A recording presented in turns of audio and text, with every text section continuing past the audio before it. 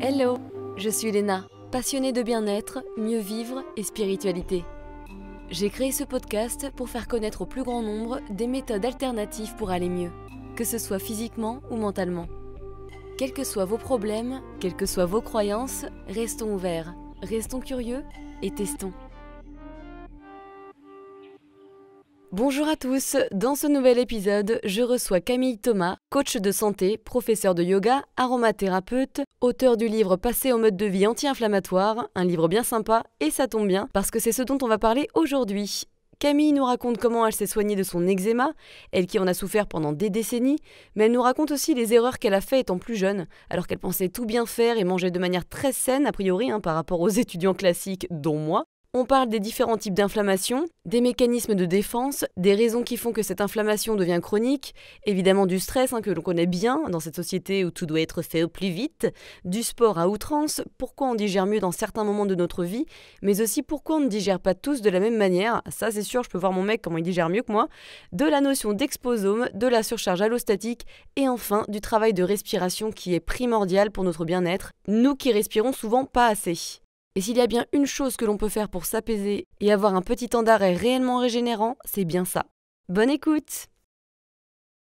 Bonjour Camille, bienvenue dans le podcast Horizon. Bonjour Léna, merci beaucoup pour ton invitation, je suis hyper honorée, merci.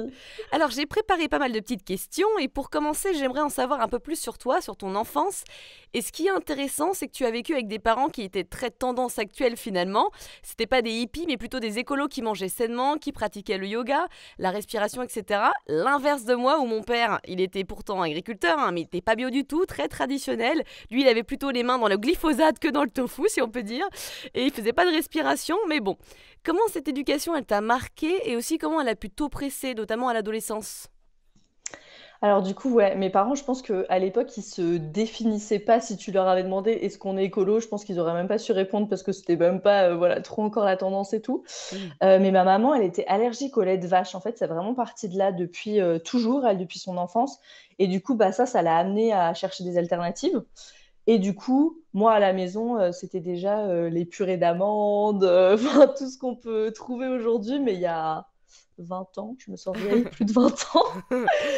Et je me souviens, on recevait les gros cartons de purée d'amandes à la maison, donc c'était vraiment ça, les fromages de brebis, etc. Donc c'est vraiment parti de là. Et puis après, effectivement, mon père, il a commencé à faire du yoga, donc j'ai vraiment grandi dans tout ça. Mais tu sais, à l'école, c'était assez difficile en fait, parce que c'était quand même un mode de vie qui était très différent des copines autour de moi. Moi, j'étais allergique au lait aussi, donc franchement, il y a plus de 20 ans, c'était genre, je me souviens, les figolus et les Björg à la framboise que tu pouvais manger, où il n'y avait pas de lait dedans. Sinon, c'était tout. Et du coup, ça a été vraiment, je pense que ça a vraiment planté en moi ce truc de j'appartiens pas, en fait. J'appartiens pas à un groupe, je suis pas comme les autres. Et ça a été un peu difficile sur voilà, la confiance en soi. Les enfants, surtout les adolescents, après, on aime bien appartenir au groupe, on C'est aime bien clair. avoir tous voilà, le même sac qui se pack, les mêmes trucs. Et Le du coup, Eastpak. ça, ouais, à l'adolescence, après, ça a été un peu difficile puisque j'ai grandi avec ça et du coup, j'ai rejeté. Moi, franchement, enfin, voilà, ce que je voulais, c'était avoir du Nutella à la maison comme toutes mes amies.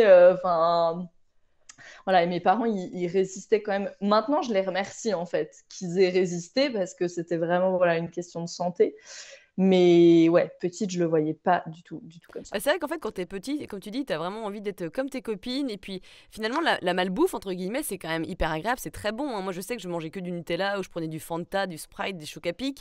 Enfin, on aime beaucoup ce côté hyper sucré. Donc, quand on a ça chez les copines, mais que chez toi, t'as pas le droit, tu comprends pas, en fait. Ouais, exactement. Exactement. C'est exactement ça. Et du coup, j'ai tout rejeté en bloc, en fait, à l'adolescence. Et puis après, pour y revenir, vraiment pour y revenir, parce que après, j'y suis revenue pas par le biais de la santé, mais plus par le biais de, tu sais, le truc d'adolescente, de je veux pas trop prendre de poids, Oui. etc. Et du coup, je commence à regarder ce que je mange et tout ça. Et du coup, c'est revenu comme ça. Mais après, en grandissant, je me suis rendu compte à quel point mes parents, ils avaient vraiment jeté déjà des fondations qui étaient hyper solides, que moi, je comprenais pas en tant qu'enfant, mais qui par la suite voilà, m'ont vraiment, vraiment rendu service, quoi. Ça a peut-être été plus facile pour toi de retourner à ce genre d'alimentation de base puisque c'était automatique, même si tu ne comprenais pas à ce moment-là, quoi. Exactement. Je Mm. pense que, je sais pas, j'ai toujours entendu mon père dire on revient vers ce qu'on connaît, etc. Et je crois qu'il y a une part de vérité là-dedans de c'était familier en fait, et du coup ça m'a pas du tout posé de problème. Après, moi j'ai été végane pendant 5 ans. Alors là, c'était vraiment plus pour des considérations écologiques, les animaux, etc. Mais pour moi, c'était quelque chose qui était très naturel en fait, parce que chez moi, on mangeait déjà pas beaucoup de viande, c'était déjà des produits alternatifs, donc Ouais. Et alors toi, tu as souffert d'eczéma toute ta vie et tu dis que c'est une rencontre en Inde lors d'un stage de yoga qui t'a ouvert les portes de la nutrition anti-inflammatoire. Oui, alors ouais, moi j'ai depuis toute petite c'était eczéma et asthme. Les médecins ils te disent que c'est le même terrain, donc du coup c'était vraiment le duo sympathique. Je passais ouais, tous les 2, 3 mois des petits séjours aux urgences pour des crises d'asthme. J'étais couverte d'eczéma, cortisone et compagnie. Waouh. Jusqu'à ouais, l'asthme, j'ai vraiment pu travailler dessus avec un ostéopathe. Je l'évoque ici parce que si ça peut aider quelqu'un, la méthode GESRET pour GESRET pour l'asthme, ça m'a vraiment débloqué. Et par contre, l'eczéma, ça résistait à tel point que je me suis dit, je vais vivre avec toute ma vie en fait. C'est tout, Hmm. c'est comme ça. Je vais vivre avec toute ma vie. Si tu m'avais vue il y a 3 ans, j'étais couverte partout, sur le cou, sur le visage. Enfin, c'était super compliqué. Ouais, tu m'étonnes. Et ouais. Et puis encore une fois, parce que bah voilà, enfin, on est jeune, je me souviens, moi je me cachais aussi, il y a tout ce truc de l'apparence, je me cachais sous des grosses écharpes, enfin c'était bon. Ce qui devait bien entretenir la chose aussi, peut-être. Exactement, les grandes grosses écharpes qui grattent, enfin, c'était vraiment pas cool.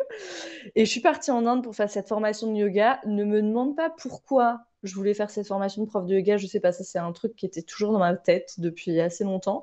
Et donc je suis partie, et là-bas j'ai rencontré Rachna Shashi, et elle, c'est une docteure en nutrition holistique. Et en fait, à la base, je suis pas allée la voir pour moi. Elle était dans ma promo de yoga, elle faisait la même formation que moi. Et un jour, elle a raconté son histoire, en fait. Elle a parlé de sa polyarthrite rhumatoïde, qui est une maladie auto-immune. Et quand j'ai entendu maladie auto-immune, je me suis dit, oh, il faut absolument que j'aille lui parler, parce que mon père, il a une sclérose en plaques. Et du coup, je me suis dit, il faut que j'aille lui parler de mon père, et voilà, voir ce qu'elle a à me dire. Et donc, c'est comme ça, en fait, à la base, la rencontre avec Rachna.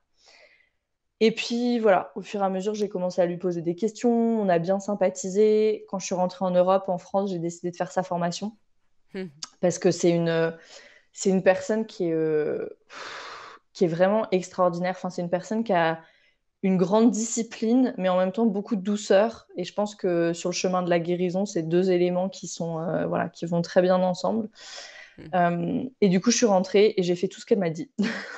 C'est la première fois de ma vie, je pense, où j'ai fait ce qu'on me disait. Et l'eczéma a commencé à disparaître en 3 semaines, un mois. Mm. J'imagine que ce que tu as fait, c'est ce que aussi tu enseignes, en tout cas dans ton bouquin, c'est ce dont tu parles et ce dont on va parler. Exactement. Voilà, donc n'en disons Exactement. pas plus pour le moment.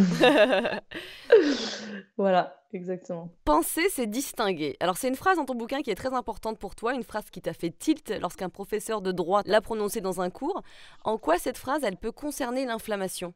Alors, elle concerne l'inflammation dans le sens où, quand on entend anti-inflammatoire, du coup, on se dit, l'inflammation, c'est pas bien. Il faut qu'on soit anti. Et l'alimentation anti-inflammatoire, là, dernièrement, c'est devenu un peu un buzzword. Moi, Ouais. parfois, je vois des trucs sur les réseaux sociaux en dessous de photos de gros plats et tout, anti-inflammatoires. Je suis là, not really, mais ok. Donc, c'est un peu devenu un buzzword. Mais penser, c'est distinguer dans le sens où il faut vraiment distinguer entre l'inflammation aiguë et l'inflammation chronique. Ça veut dire que l'inflammation aiguë, c'est vraiment ce mécanisme naturel de l'organisme, et il faut qu'il soit là, et il est bon, parce que sinon, on aurait une grippe, on s'égratine la main, on s'égratine la jambe, on meurt en fait, s'il n'y a pas d'inflammation pour défendre l'organisme. Donc l'inflammation, c'est un mécanisme qui est naturel, qui est bon. Par contre, quand il est non résolu et du coup qui devient chronique, là, c'est là où euh, c'est plus bienvenu, et on n'est plus dans le bon, on va plutôt vers le mauvais en fait. L'inflammation chronique, on parle d'inflammation chronique quand on est en inflammation pour environ 6 semaines et après et plus, ok. Parce que chronique, ça veut bien dire que c'est là tout le temps. Hmm.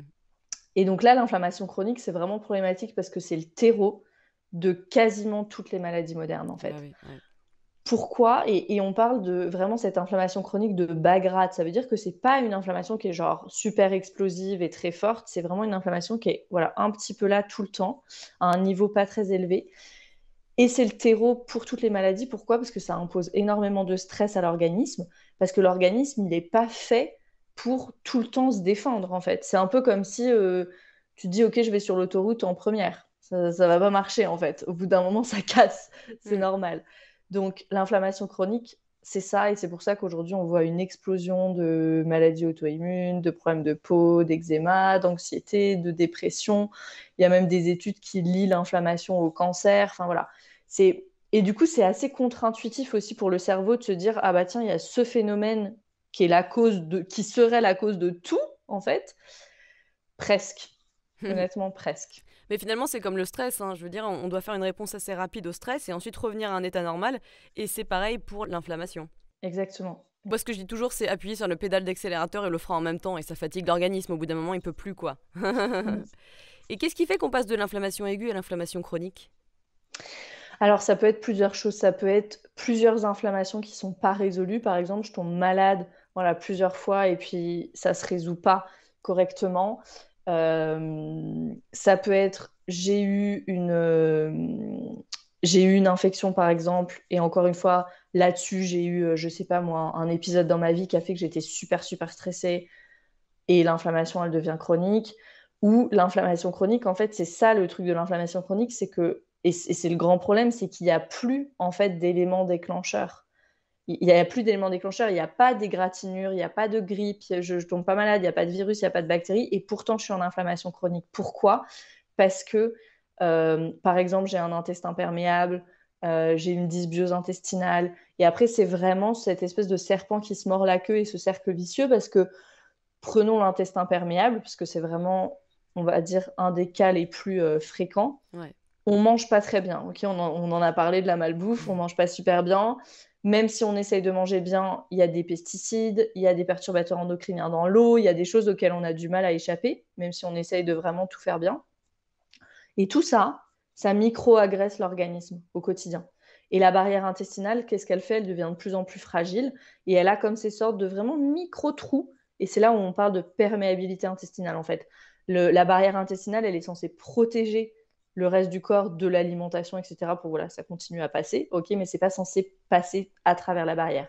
Et là, quand on a une perméabilité intestinale, et bah, tout d'un coup, on a des particules de nourriture non digérées, des toxines, des choses qui ne devraient pas passer, qui commencent à passer. Et le corps, bah, normal, il déclenche l'alerte. Il y a quelque chose qui n'est pas normal qui se passe, il déclenche l'alerte et on est en inflammation chronique. Le truc, c'est qu'on mange 3 fois par jour. Donc, c'est logique qu'on soit tout le temps en inflammation parce qu'on est tout le temps en digestion et du coup, on micro-agresse l'organisme à chaque fois qu'on mange ou à chaque fois qu'on boit, si on parle des perturbateurs endocriniens. Donc, c'est assez logique et aujourd'hui, on s'est habitué à un environnement qui est hautement Et toxique. notamment le stress chronique. C'est partout en fait maintenant. Je veux dire, en tout cas, je sais pas, mais dans la vie parisienne, tu le sens. Tu vas à Paris, tu vois déjà l'ambiance. Tu vois, mon père, il est venu le week-end dernier. Il dit mais putain, mais c'est quoi ces gens qui conduisent? En fait, dans certaines villes, notamment Paris, tu rentres dans un truc où tu es dans une atmosphère stressée. En fait, les gens stressés te stressent, même si toi tu l'étais pas de base. Donc tu prends ce rythme-là. Et après, avec les deadlines de travail, le fait de voilà d'être parfait partout, il faut manger sain, il y a aussi la pression qu'on a. Hein. Et résultat, quand on n'y arrive pas, on culpabilise. Et toutes ces émotions, ça vient nous stresser et ça va fragiliser aussi notre barrière intestinale aussi par conséquent. Exactement, exactement. Et puis sur le stress, c'est très intéressant ce que tu dis. Il y a les systèmes nerveux des humains, ils sont faits pour se co-réguler. Donc en fait, on réagit. Si moi je vois que tu es dans un truc super stressé, voilà, en fait, je sens une menace finalement, et mon système nerveux, il se co-régule. Et donc c'est normal que tu sortes du métro et que tu sois dans un état complètement Oh putain. agité, et voilà. Parce que c'est la fameuse co-régulation du système nerveux. Donc oui, c'est très présent, c'est là. Voilà, c'est là dans l'eau, dans l'air, dans les autres personnes, dans la nourriture. Enfin, c'est très difficile aujourd'hui, encore une Hmm. fois, même si on fait tout bien, d'échapper à ça. Et il y a une forme un peu d'injustice là-dedans, parce que moi j'ai souvent des personnes qui viennent me voir en coaching de santé et qui me disent je fais tout bien, même je mange bio, je fais très attention à ce que je mange, etc. Et pourtant. Et donc là, venir expliquer qu'en fait, il faudrait s'extraire de son environnement, il faudrait s'extraire de certaines relations, c'est des choses qui sont moins faciles à faire que de changer son assiette. Et Dieu sait que changer son assiette, c'est déjà difficile. C'est clair. Mais donc oui, il y a une forme d'injustice à dire à quelqu'un, bah en fait, oui, on est le produit de notre environnement et aujourd'hui, le bilan est pas super. Bah, c'est clair, et puis c'est vrai que c'est hyper important de savoir gérer son stress ou ses émotions, etc. Mais au bout d'un moment, quand tu es dans un environnement toxique ou quand tu as un travail qui est toxique, qui ne te va plus, bah, il faut penser à changer. Alors, je sais que c'est très facile aussi hein, à le faire. Moi, je suis un peu en plein dedans où je me dis que je ne ferai pas ça toute ma vie. Mais voilà, pour l'instant, bah, il faut bien que je bosse et que je gagne ma vie. Et ça m'apporte aussi beaucoup de stress. Donc, j'ai du mal à le gérer. J'apprends à le gérer. Mais c'est vrai qu'au bout d'un moment, bah, il faudra peut-être arrêter, quoi. C'est tout, c'est comme ça. Donc, oui, c'est un grand travail. Hein. Oui, et parce que parfois, malheureusement, changer son mode de vie, ça suffit pas. Il faut changer sa vie. Ouais, ouais, ouais. Mais c'est aussi ça l'évolution de la vie, et c'est ça qui est intéressant. Exactement. C'est quoi les signes fondamentaux d'inflammation hein? On parle de rougeur, de gonflement, ce genre de choses? Oui, alors on parle de ça, voilà, sur de l'inflammation aiguë, j'ai envie de dire, sur le processus naturel. On a ces lymphocytes, les petits, les globules blancs qui vont vers la zone, par exemple, mettons qu'on soit égratigné, hop, j'ai les globules blancs qui arrivent vers la zone pour défendre, ok, la bactérie ou je sais pas quoi qui va venir se mettre dans la plaie. Après, pour l'inflammation chronique, puisque c'est plus là notre sujet, les signes, en fait, ça peut être n'importe quoi. Ça veut dire que je suis anxieuse, ça, c'est très certainement le signe qu'il y a de l'inflammation chronique. Je suis déprimée, même chose. J'ai des troubles digestifs, même chose. J'ai de l'eczéma à 200%, c'est sûr. Du psoriasis, enfin, voilà. Tout et n'importe quoi en fonction aussi de ta fragilité génétique Exactement. ou autre. Exactement, exactement. Mm. Ouais. Et de la façon dont tu gères tes émotions et de l'environnement dans lequel tu évolues, bien sûr. On va y revenir souvent à cet environnement. Oui, oui. Pour contrer ça et nous protéger, le corps humain il a deux types de mécanismes de défense, l'immunité innée et l'immunité adaptative. Comment ça fonctionne? Alors, l'immunité innée et adaptative, du coup, faut t'imaginer vraiment un peu comme deux lignes de défense. Tu as d'abord l'immunité innée.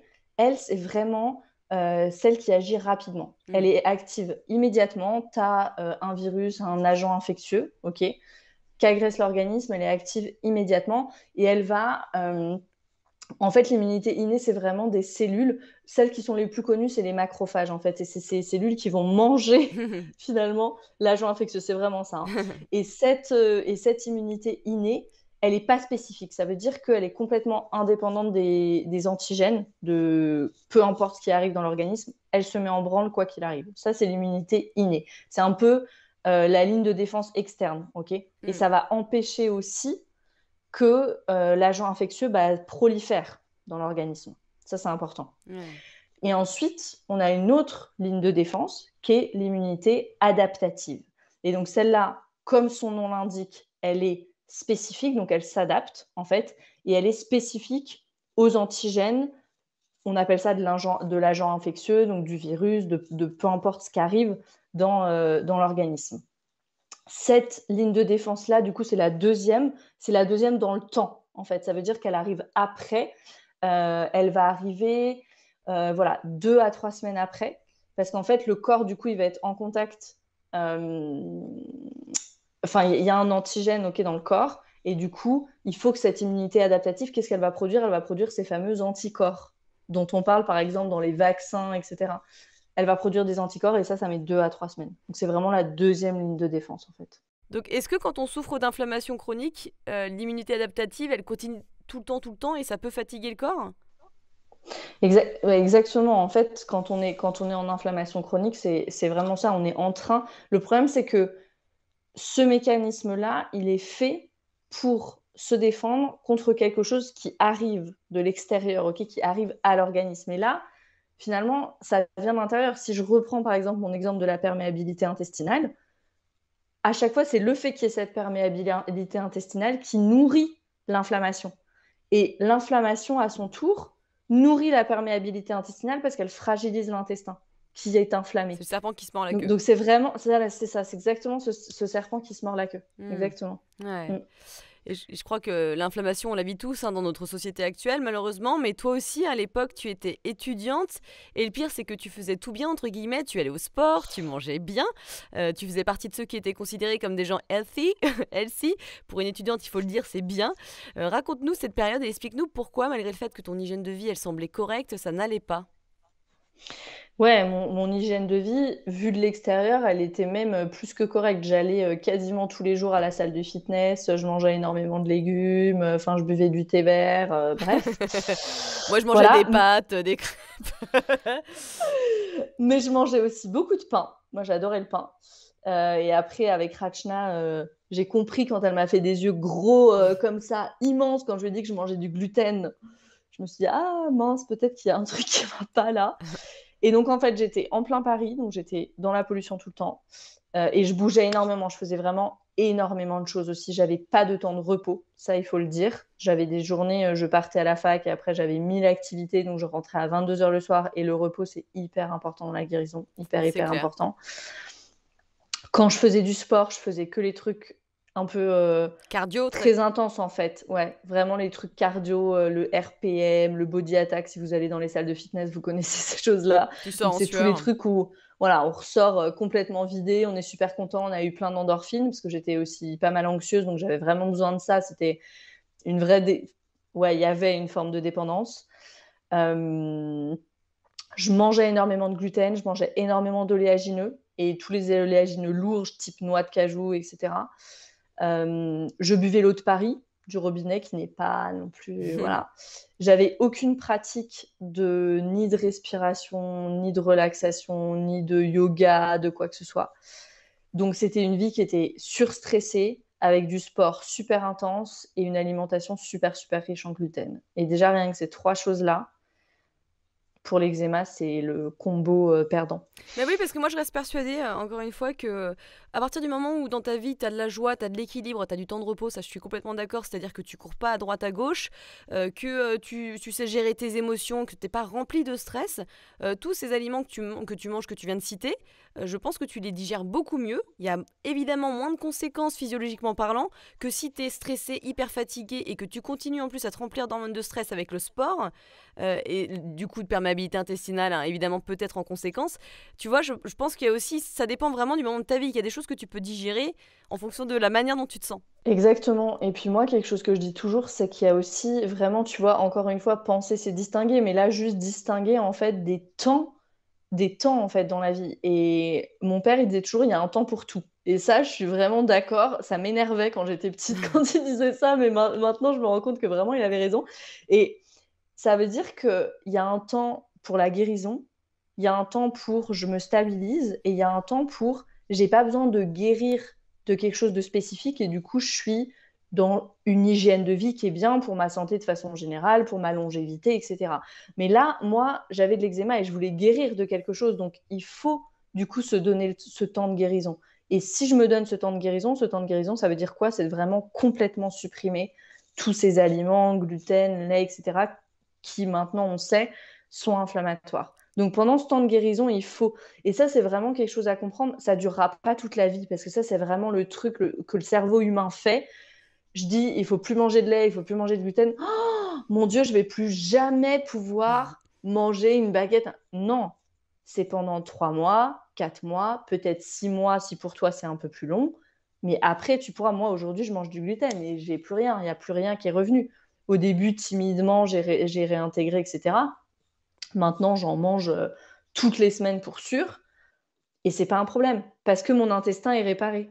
Question, est-ce que tu penses que si on reprenait la même adolescente que tu étais, enfin la jeune étudiante que tu étais, mais que tu courais pas partout, que tu stressais pas comme une folle, que tu étais moins addict au sport et à faire des activités, est-ce que tu penses que tu aurais réagi pareil? Non, je pense que ce serait beaucoup mieux. Ouais. Donc c'était aussi un message de ton Oui, corps. je te rejoins complètement là-dessus. Ouais. Oui. Non, c'est intéressant, hein. Et puis j'étais aussi dans quelque chose qui me convenait pas du tout au niveau des études, par Voilà. exemple. Ça compte. Quand, quand tu es à côté de tes pompes, comme on dit, que tu marches pas dans la voie qui est la tienne, ton corps, il t'envoie tout de suite t'envoie tout de suite un message. Et on revient du coup là à l'environnement, en fait. Dans quel environnement j'évolue? Est-ce que ça me convient? Non, mais t'as totalement raison. Et puis je repense à ton papa, que je connais pas, mais que voilà, c'est intéressant. Il y a un temps pour tout. C'est vraiment ça. Quand je vois, moi, il y a 4 ans, parce que j'étais complètement déconnectée de mon être, enfin, même plus, hein, ça a duré, en gros, on va dire pendant 10 ans. Moi, je faisais pareil, du sport à outrance. Je mangeais vraiment, en niveau nutriments, c'était vraiment pas terrible du tout. Et en fait, je me suis vraiment fatiguée le corps et je me suis blessée partout. Pourquoi? Parce que mon corps, il m'envoyait des signaux. Et puis au bout d'un moment, il a crié. Il s'est dit, bon, bah la cocotte, on va l'arrêter parce que là, il faut qu'elle fasse un travail. C'est clairement, ça ne va pas du tout. Et en fait, du coup, j'étais plus capable à un moment de faire du sport à outrance aussi, ou de manière très, tu sais, des hits, donc très cardio. Et je pouvais plus le supporter. Mon corps, il était là, j'en peux plus. En fait, ça ressemble trop à mon stress, ça ne marchait plus, tu vois. Et maintenant, c'est marrant quand je refais. Là, je suis en rééducation, donc je refais pas mal de vélo. Et des fois, quand mon cœur, il bat trop, je sens que mon système nerveux, il réagit un peu. Il me dit, est-ce que là, on est sain ou est-ce qu'il y a un problème ou pas? Pourquoi? Parce qu'il assimile ça au sport égal danger, tu vois. Donc, je réapprends à calmer mon système nerveux en faisant du sport. Mais j'y vais aussi très, très mollo parce que je reste sensible. Donc, c'est encore une fois aussi une écoute de ton corps, quoi. Exactement, exactement. Et sur le sujet du sport, je crois que tu voulais en parler. Peut-être on peut en parler, mais Ouais. il y a des études effectivement qui montrent que le sport a des effets anti-inflammatoires. Donc du coup, c'est très très bien. Et moi, dans tous mes protocoles de santé, ce que je donne très très souvent, c'est vraiment ce mix entre des activités comme le yoga, le pilate, où en fait, c'est vraiment des activités super, Tous? je sais pas si ouais, et rééducantes en fait Mm. pour le système nerveux, parce que dans le yoga, en fait, ce que tu apprends par exemple, c'est à rester dans des postures qui sont pas forcément super confortables et à respirer à travers ça. Et en fait, tu stimules ce qu'on appelle le nerf vague. Mm. Et du coup, qui est vraiment, vraiment très, très calmant, régulant pour le système nerveux. Donc, ce genre d'activité-là, qui est super bienfaisante. Et aussi, voilà, si tu veux aller courir, marcher, mais vraiment quelqu'un, par exemple, qui est en guérison, il n'y a pas de running. Genre, c'est vraiment de la marche douce, vraiment du sport doux pour avoir ces effets anti-inflammatoires. Tout sport intense, il y a une forme d'inflammation qui est associée. Et si tu veux, c'est très bien parce que l'inflammation, c'est la réparation, en fait. Exactement, ouais.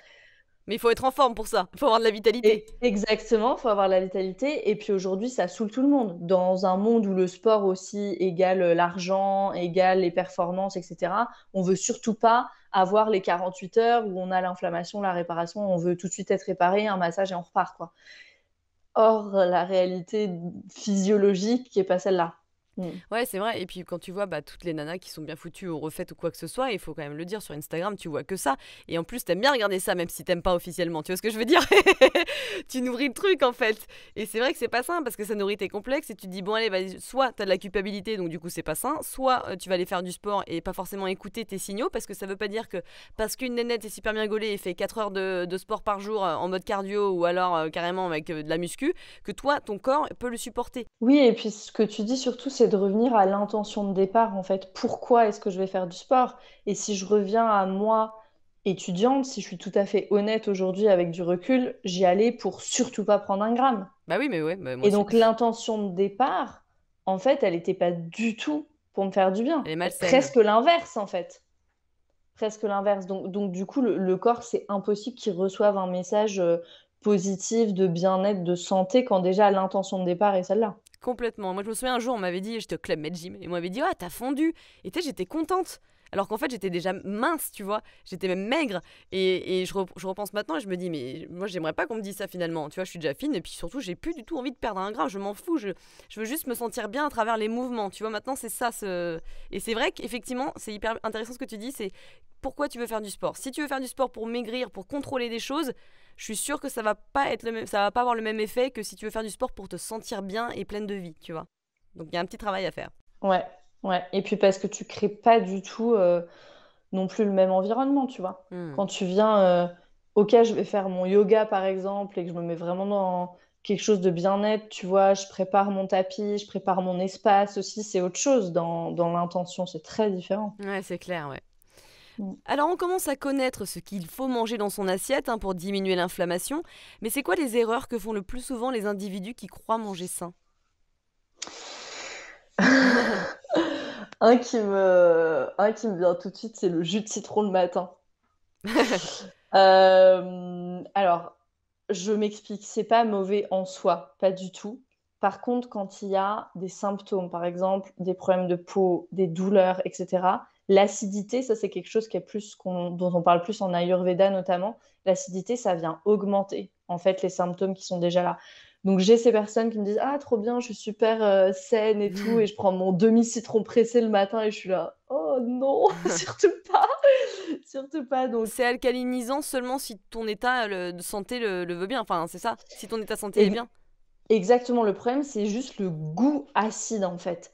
Et c'est pour ça qu'il y a un petit peu d'Ayurveda dans le livre, parce que je trouve ça super intéressant, cette grille de lecture en fait, avec les goûts, qui est très connectée à nos sensations, ou parce qu'il y a 5000 ans, quand l'Ayurveda est né, il n'y avait pas de laboratoire, de prise de sang, etc. Donc il fallait autre chose. Et du coup, d'utiliser ces perceptions aussi, c'est vraiment quelque chose d'intéressant. C'est une médecine, une grille de lecture qui nous invite vraiment à revenir à notre bon sens, tu vois. Et donc, moi, j'invite vraiment tout le monde à explorer un peu l'Ayurveda si ça vous intéresse. Et l'acidité, c'est quoi en quoi ça peut être pas bon pour notre système? Trop, en fait, en Ayurveda, c'est toujours un équilibre, tu vois. Et donc, le truc, c'est que si tu as ton jus de citron là tous les matins, c'est juste trop d'acidité. C'est pas qu'il faut pas du tout, tu vois, de façon générale, mais enfin, pas trop, en fait. C'est vraiment ce truc de, OK, d'équilibre. Hmm. D'avoir, en Ayurveda, on dit qu'il faudrait avoir un petit peu de tous les goûts dans la journée, tu vois. Ouais, ouais, Un c'est peu logique. d'amertume, un peu de piquant, un peu de... Bon, j'ai pas trop de piquant et d'amertume, moi je suis pas fan. Ah si, peut-être Ouais. un peu. Ah, c'est âpre le matcha, bon bref.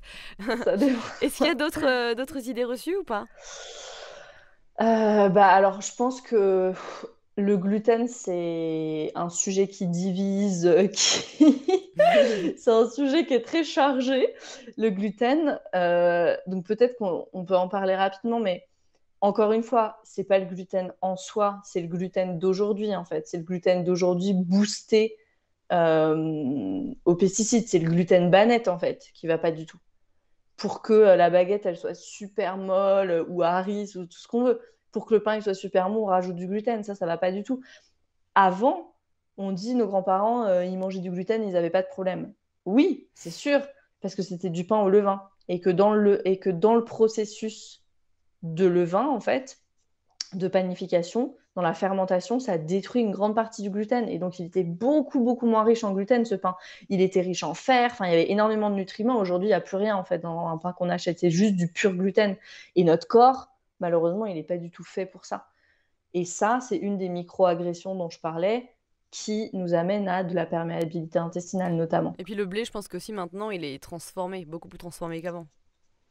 Complètement. Mm. Bah, ça commence, c'est sûr, dans le champ, hein. Ça, c'est Ouais, c'est clair. chez papa, Mm. chez mon père. Oh my god. Euh, Est-ce qu'il y a d'autres exemples ou... Pareil, ouais, sur peut-être la viande. Moi, personnellement, je mange pas de viande, par exemple, mais je pense pas que si on parle juste d'un point de vue santé, après l'éthique, c'est un autre sujet, mais si on parle juste d'un point de vue santé, je pense pas que la viande soit mauvaise en soi. Alors, l'OMS a reconnu la viande rouge comme cancérigène, donc c'est quand même un peu, voilà. Euh, mais une fois par semaine, manger de la viande, enfin, voilà. Après, encore une fois, c'est une question d'éthique. Moi, je pense qu'aujourd'hui, pour une question d'éthique, ça pose problème. Par contre, pour un point de vue de santé pur, Tu peux en manger un petit peu. Mm. oui, bien sûr. Ouais, ouais. J'ai déjà mon idée dessus, mais j'aimerais que tu nous donnes ton avis. Pour toi, est-ce que l'alimentation anti-inflammatoire, elle dépend des profils de personnes? On en a un petit peu parlé, hein, mais en gros, est-ce que quelqu'un peut bénéficier d'un aliment alors que pour un autre, ce même aliment va s'avérer toxique pour lui? Toxique, j'irais peut-être pas jusque-là, mais moins bien, oui, c'est sûr. Si par exemple, là, on revient un petit peu à l'Ayurveda, en fait, qui nous propose une grille de lecture avec les doshas, notamment. Donc, en fait, en Ayurveda, on dit quoi? On dit chacun naît avec une constitution ayurvédique. Ok.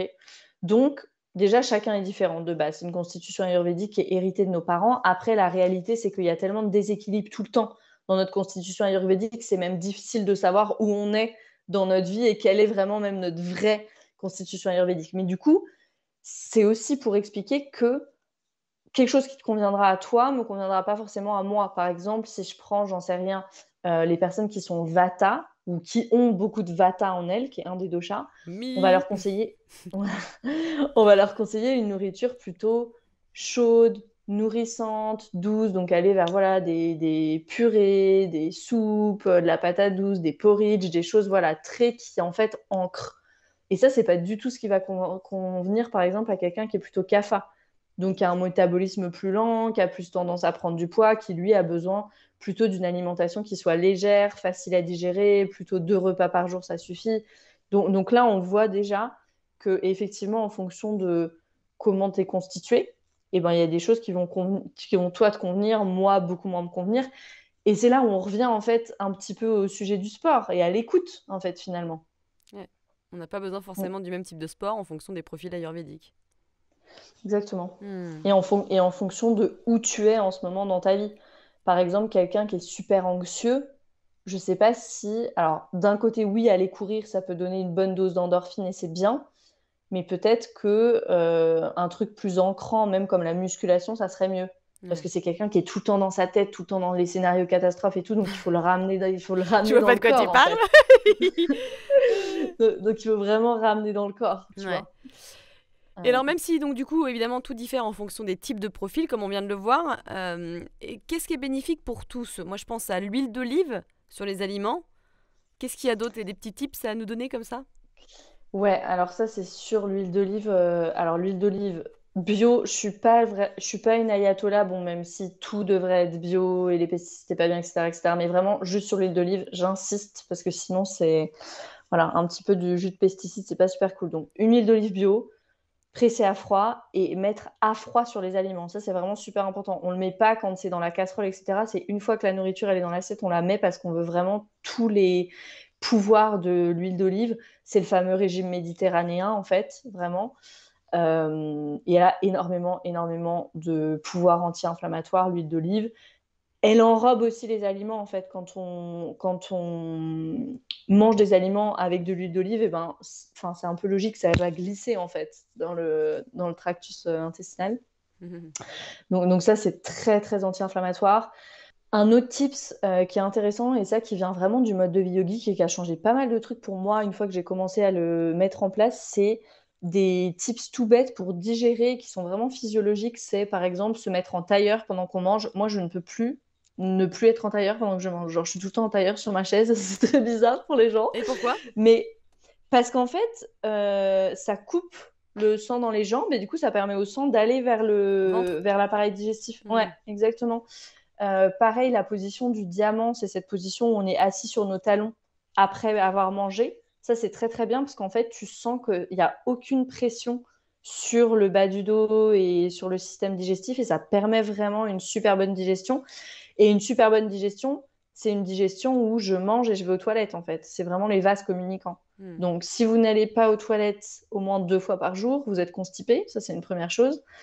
Et enfin voilà, adopter ces positions-là, ça aide vraiment aussi à promouvoir une bonne élimination, un bon transit, et ça, c'est juste la base, quoi. Comme les Mm. Asiatiques font finalement. C'est fou, hein. Ouais. Exactement. Ouais. Et alors un facteur pro-inflammatoire, hein, c'est la non-régulation de la glycémie. Beaucoup de gens mangent sain, équilibré, mais sont tellement stressés comme moi que ça dérégule leur physiologie. Comment on peut mieux gérer et garder notre glycémie sous contrôle? Alors, les protéines, ça c'est sûr, de s'assurer d'avoir un petit peu de protéines à chaque repas. Moi, ça a été un vrai challenge, ça pour moi, parce que par exemple, au petit déjeuner, je suis vraiment un bec sucré, je suis bien française. Moi, faut pas me donner un petit déjeuner salé.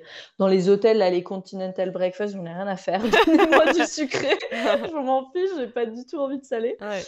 Donc, c'est un peu compliqué. Le petit déjeuner, déjà français, tradi, bon, il y a genre zéro protéine.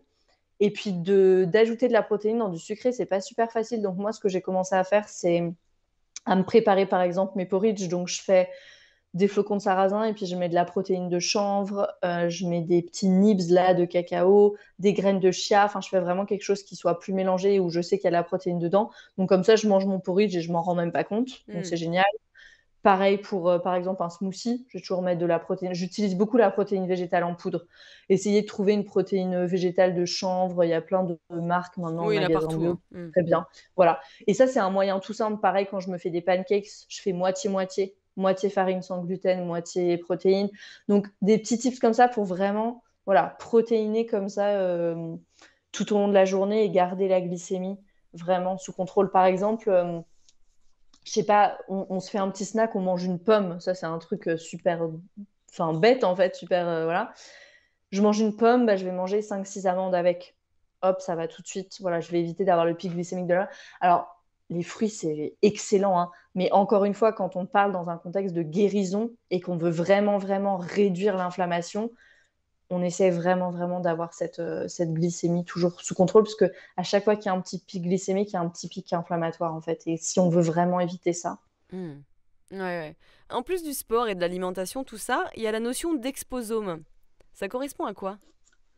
Ouais, alors l'exposome, ça, en fait, c'est la somme de ce à quoi on est exposé au quotidien. Donc là, on revient vraiment à notre environnement. On en a déjà pas mal parlé, en fait. Donc voilà, c'est vraiment, ça va être les perturbateurs endocriniens dans l'eau, ça va être la pollution de l'air. Moi, je dis que c'est aussi les relations. Ouais, Bah vraiment oui, oui. tout, en fait, ce qui va créer du stress. Et quand on parle de stress, en fait, moi, j'aime vraiment bien juste préciser que c'est pas juste le stress extérieur de mon collègue m'a saoulé au travail aujourd'hui ou il y a quelqu'un qui m'a bousculé dans le métro. Il y a ce stress-là, mais qui est assez évident, en fait. Mais il y a aussi ce stress physiologique déjà le stress physiologique dès qu'il y a des déséquilibres à l'intérieur de l'organisme, ça c'est quelque chose. Et le stress physiologique que notre corps, il accuse à chaque fois qu'on est dans quelque chose qui ne nous convient pas ou à chaque fois que on ne sait pas dire non, par exemple. Ça, c'est un truc qui revient très, très souvent, qu'on voit très souvent chez les personnes qui ont des maladies chroniques ou même des cancers. C'est des personnes qui ne savent pas dire non, Ouais, très qui s'écoutent souvent. pas. Et donc, le corps dit non Voilà, exactement. pour elles, en Ouais. fait. Et à chaque fois que... En anglais, on appelle ça les boundaries. Je ne sais pas ce que c'est en français. C'est les limites, en Ouais, c'est fait, les des limites limites. saines. Quand je ne sais pas poser des limites saines, quand je ne sais pas dire non, et ben à chaque fois, mon stress, il accuse un stress physiologique. Et ça, je le ressens pas, en fait, au niveau physique, mais ça s'accumule, ça s'accumule, ça s'accumule. Et après, on va parler, je crois, de la charge allostatique. Et au bout d'un moment, c'est trop, en fait. Parce que qu'est-ce qui se passe, en fait, quand je sais pas dire non? Et ben c'est tout le temps moi qui m'adapte à mon environnement. Mm. C'est tout le temps moi qui m'adapte au niveau de stress que requiert mon environnement. Mm. Et au bout d'un moment, ça explose, en fait. Et c'est là, Ça remplit les réservoirs et ça pète. exactement. Et c'est ça la charge allostatique, en fait. D'accord, ok. Ouais, ouais, donc c'est C'est l'addition de quand, tous les stress du quotidien, qu'ils soient, on va dire, extérieurs et intérieurs, quoi. Et internes. c'est ça. Et c'est quand je m'adapte beaucoup trop, en fait, à mon environnement, Hmm. au-dessus de mes capacités. D'accord, ok. Ouais, ouais. Donc si finalement c'est une mauvaise acclimatation de tous les stress de la journée, du quotidien. Exactement. D'accord. C'est une adaptation si tu veux, quand tu as un stress, l'adaptation, je sais pas, il y a un tigre qui est à l'entrée de la grotte. Si on revient aux origines des origines, je m'adapte, je prends mes jambes à mon cou. Ça, c'était l'adaptation. Mais aujourd'hui, je suis en permanence dans cette adaptation et dans cet état de résistance. Et à un moment donné, je peux plus, en fait. Hmm. Et la charge allostatique, elle est plus. Et donc c'est pas possible. Si je suis, je sais pas moi, je bosse en cabinet d'avocat et je travaille de 8h du mat à 23h le soir, personne ne peut faire ça. Ouais, tu peux faire ça un temps, mais il faut aussi récupérer, comme tu dis.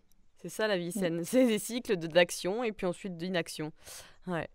Et il y a un outil que tu conseilles, hein, que j'aime beaucoup, que je conseille aussi, c'est le triangle cognitif.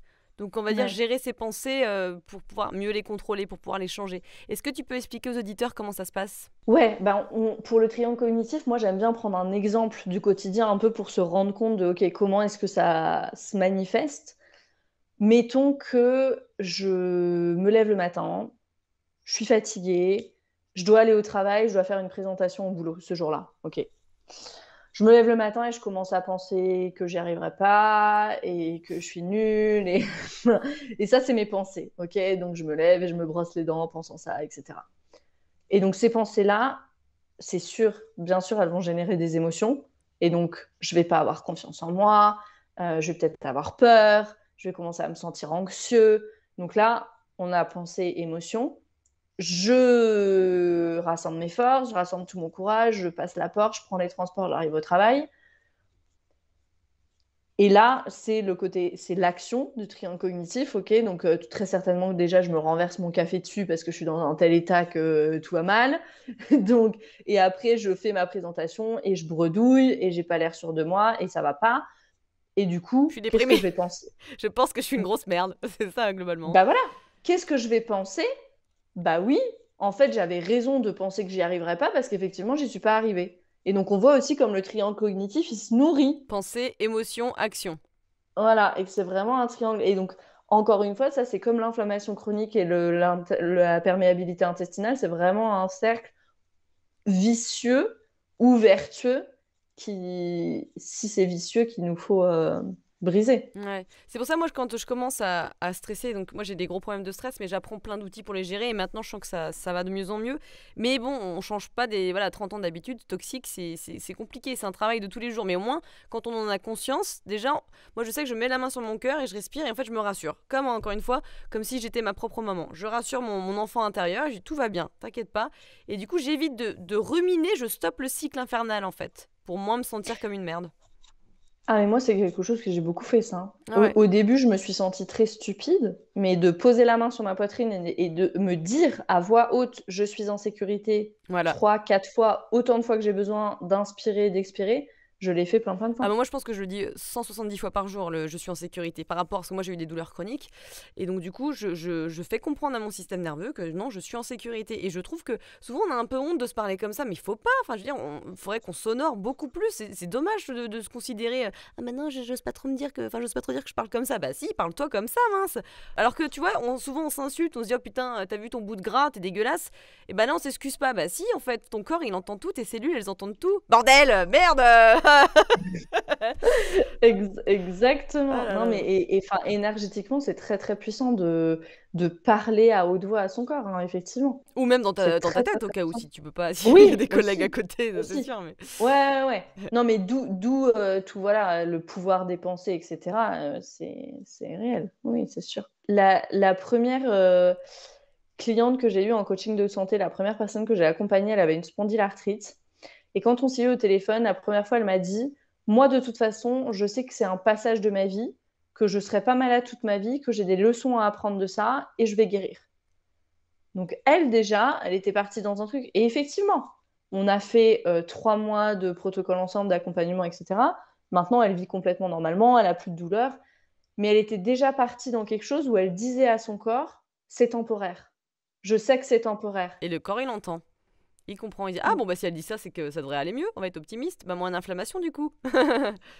C'est fou, hein. Mm. De toute façon, il faut savoir si jamais tu te sens comme une merde. Moi, c'est quand je commence à me sentir comme une merde, je me dis, c'était quoi mes pensées là récemment. Et en fait, tu fais vite le lien. C'est souvent ça, hein. Alors, comme moi, tu aimes beaucoup le breathwork. Comment la respiration, elle t'a aidé à réduire ton anxiété et à te sentir mieux en général? Alors, la respiration et moi, ça a été vraiment une hate-love relationship au début. Ouais. En tant qu'ancienne asthmatique, je respirais tout le temps par la bouche, mais tout le temps, tout le temps. Moi, je ne savais pas respirer par le nez. Ça veut dire que si je respirais par le nez pendant la journée, j'avais l'impression d'étouffer. Maintenant, je ne sais plus comment je faisais pour tout le temps respirer par la bouche. Si je respire tout le temps par la bouche, j'ai l'impression que je vais étouffer. Mais je suis arrivée du coup au Yoga Institute et le prof a dit ici, on respire par le nez, la bouche c'est fait pour manger, le nez c'est fait pour respirer. Et là, je me suis dit ok, ça va être très dur. Parce qu'il faisait 35 degrés, j'avais l'impression d'étouffer. Et je me suis dit, mais si on me laisse même pas respirer, je vais mourir en fait. Et puis après, je me suis dit, bon, bah, soit tu reprends l'avion, soit tu essayes. Et donc j'ai essayé et ça n'a pas duré longtemps. En 2, 3 jours, vraiment, je pense que j'avais déjà bien rééduqué. Ah, c'est cool. Ouais, c'était vraiment une question d'éducation et je pense que les mouvements, etc., voilà, aidaient aussi. Mais effectivement, et au Yoga Institute, là-bas, j'ai appris énormément, énormément d'exercices de respiration. Et ça, c'est ce que j'ai appris dans ma formation aussi de nutrition holistique. Une grande, grande partie était dédiée à la respiration. Et moi, je le vois très bien avec les personnes que j'accompagne. Une personne qui va tout bien faire, mais qui ne fera pas les exercices de respiration, et une personne qui fera tout bien et qui fera aussi ces exercices de respiration, c'est quasiment du 50% hein, sur le résultat, où il y aura vraiment beaucoup, beaucoup plus de résultats. Pourquoi? Parce que la respiration, en fait, elle vient... Moi, j'aime bien parler des cadrans de la santé. Elle vient vraiment nourrir tous les cadrans, en fait. L'émotionnel, le physique, le mental, le spirituel. Tout ça, la réunion de tout ça, c'est la respiration, en fait. Et la respiration, c'est fabuleux parce que c'est une de nos seules capacités, une de nos seules fonctions autonomes sur lesquelles on a le contrôle. Donc, c'est un truc juste exceptionnel, en fait. Et donc, du coup, moi, quand j'ai commencé mon chemin de guérison, je faisais de la respiration alternée tous les matins, 15 minutes. Alors, pour ceux qui savent pas, c'est quoi? La respiration alternée, c'est quand on met, alors si vous ne voyez pas du coup, on met son L'auriculaire? pouce, Ah non, c'est... ouais, son pouce droit, c'est avec la main droite, on met son pouce droit sur la narine droite et l'annulaire sur la narine gauche. Et donc, et on va respirer, en fait, on va inspirer par la narine gauche, j'expire par la droite, j'inspire à droite, j'expire à gauche. Ça, c'est un cycle. Et En après, on fermant à commence chaque à fois, on est droite. d'accord. Un à un, on On, ferme. on- On alterne la voilà, fermeture des on doigts. alterne, exactement. On alterne les narines. Et, euh, et ça, c'est vraiment un exercice de respiration qui est excellent parce qu'il est super, super équilibrant. Et donc, ça va tout faire, encore une fois. Ça va calmer le mental, réduire l'inflammation, régénérer le corps aussi, parce que quand on n'inspire pas que de l'oxygène, on inspire aussi du prana, de l'énergie vitale, de l'énergie de vie. Et c'est pour ça que tout médecin ayurvédique, par exemple, donne des exercices de respiration parce qu'il a grande conscience que on n'est pas nourri que par notre alimentation, on est aussi nourri par ce qu'on respire. Et on respire environ à 30% de notre capacité. Ouais, C'est rien c'est au clair. quotidien, c'est rien. Donc on n'est pas du tout nourri en fait. À quel moment dans la journée je respire par mon bas-ventre, par ma poitrine, je sens presque mon bas du dos, enfin pas mon bas du dos, mon haut du dos qui se décolle un tout petit peu Ouais. parce que vraiment je me gonfle à 360 degrés. Jamais en fait dans la journée. Hmm. Et donc on a cette capacité immense de respiration et du coup de régénération à l'intérieur de nous qu'on n'utilise pas. Ouais, voilà, c'est ça. On n'utilise pas le bonus. Et c'est pas du bonus, c'est essentiel. Ouais. C'est ça le truc, parce qu'aujourd'hui, il y a énormément, énormément de pathologies qui n'auraient pas voilà, à être vécues et qui n'ont aucun lieu d'être si on respirait correctement. Ouais. Et c'est important de, même si on n'aime pas trop faire ça, juste par exemple, faites quelques petites respirations, allez, 10 respirations avant de manger, juste pour vous stopper un petit peu, tu vois, ce genre de choses.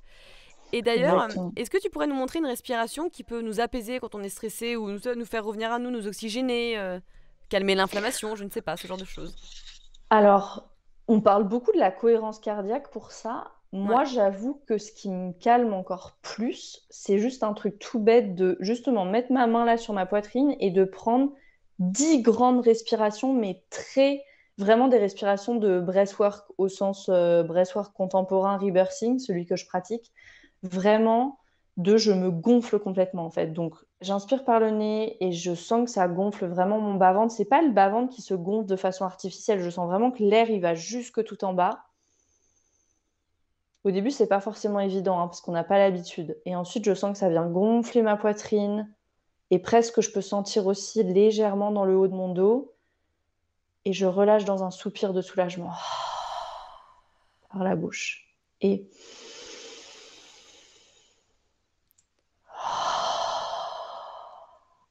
Et ce que je vais faire après, c'est que je vais connecter en fait cette respiration. Et je vais supprimer la pause. Donc je vais inspirer et tout de suite inspirer. Presque je sens que l'inspiration devient l'expiration. Et je me fais juste une série de 10 comme ça. Et ça fait circuler l'énergie Ah, mais c'est à clair. l'intérieur. Mm. Et quand je sens que voilà, je suis un peu Tendu. tendue, stressée, angoissée, qu'il y a quelque chose qui va pas trop, voilà, ça soulage vraiment immédiatement. Elle ressemble à la technique de Wim Hof, en fait, celle-là, globalement. Ouais, Sauf un qu'elle est petit moins peu. saccadée, en fait. Enfin, mais voilà, ouais. Ouais, De toute façon, ouais. ouais. Et ça fait du bien. Ça remonte les énergies et les émotions qui sont dans le ventre, tu sais. Mhm. Alors, on va finir par un jeu de questions-réponses. L'idée, c'est de répondre rapidement à une petite série de questions. Quel livre t'a le plus marqué? Peu importe le sujet. Un livre qui est en anglais, qui s'appelle The Body Says No, de Ah, Gabor Maté. putain, mais c'est trop marrant. C'est le prochain livre que je vais le lire. Ah, c'est trop rigolo. Et ben voilà. Ouais, J'y ouais. pensais aujourd'hui. Je me dis, putain, faut que je finisse mon Il, bouquin pour le prendre. C'est marrant, on est connectés. il a changé ma vie. Ah oui, vraiment. Ouais, ouais. Bon, bah super, tu me confirmes le truc. Mm, Ça porte son nom hein, quand le corps dit non. Une ouais. habitude à prendre. Les exercices de respiration le matin. Ouais. Une habitude à supprimer. Le jus de citron le matin. Ta routine du matin idéale. Alors, je me lève, je dis bonjour à mon chien. Ça, c'est très régulant hein, pour le système Ah, nerveux. mais complètement. Euh, Non, mais tellement. Très, très régulant. Après, je fais 3, 5 salutations au soleil. Vraiment pas beaucoup, juste to get it moving, vraiment, juste pour me bouger. Je vais marcher dans la nature 20 à 30 minutes tous les matins avec mon chien. Hmm. Je prends mon petit déjeuner. J'ai fait des petits exercices de respiration avant ça. Je prends mon petit déjeuner et je regarde pas et j'essaye de pas regarder le téléphone surtout pendant tout ce temps-là. Hmm. J'y arrive pas tous les matins, mais Oui, j'essaye. mais on est humain. Faut pas aussi culpabiliser. Moi, c'est ça. Tu Ouais. fais de temps en temps, tu essayes de faire attention à tes habitudes, mais si t'as envie de le faire, tu le fais, quoi. Enfin, voilà. Mm, mm. Ton petit-déj idéal. Alors moi, c'est un smoothie. J'adore, même en hiver. Je vous donne la recette. C'est banane, des myrtilles surgelées, de la protéine de chanvre, une cuillère à soupe de purée d'amande, de l'eau. Et je mixe tout ça. Et après, je mets dessus des baies de goji, un peu de purée d'amande et des nibs de cacao là. Ça me donne faim. C'est trop bon. Le plat à faire à ses amis. Un curry. Mais tout le monde dit ça, j'adore, c'est les currys, le truc le plus simple au monde, mais au moins bon, tout le monde aime bien quoi. Sauf ma sœur apparemment. Une discipline alternative à tester absolument. Le breathwork, le rebirthing, vraiment. Celui qui se pratique 1 heure là allongé, c'est incroyable. C'est un vrai voyage. Ouais. Le complément alimentaire à ne pas oublier. Une fondation de compléments alimentaires. Un multivitamine, multiminéraux. Ne prenez pas juste un truc. Gardez votre argent, ça sert à rien. Une fondation. As-tu un mantra ou une phrase que tu te répètes régulièrement? C'est pas vraiment un mantra, mais c'est quelque chose qui me vient des Discours de l'ange, qui est un livre aussi qui est super, et qui dit en fait de... J'essaie vraiment souvent de me répéter que je suis pas au service de mon ego, que je suis au service des autres, de quelque chose de plus grand que moi, d'une cause. Voilà. Pour ramener les pieds sur terre. Je suis au service, voilà. J'utilise pas quelque chose, je suis au service de. Ouais. Me mettre au service, c'est super important pour moi. Ouais. Où est-ce qu'on peut te trouver? Sur Instagram, mon nom, Camille Thomas, c'est tout simple. Je pense que c'est là où je suis le plus présente. Sur mon site internet, camillethomas.com. Maintenant à la Fnac, du coup, avec le livre. Ouais, comment il s'appelle ton livre pour ceux qui ne savent pas, même si je le dirais. Mais... Passer au mode de vie anti-inflammatoire. Eh ben super. Merci beaucoup Camille. Merci Léna pour ton accueil, merci beaucoup.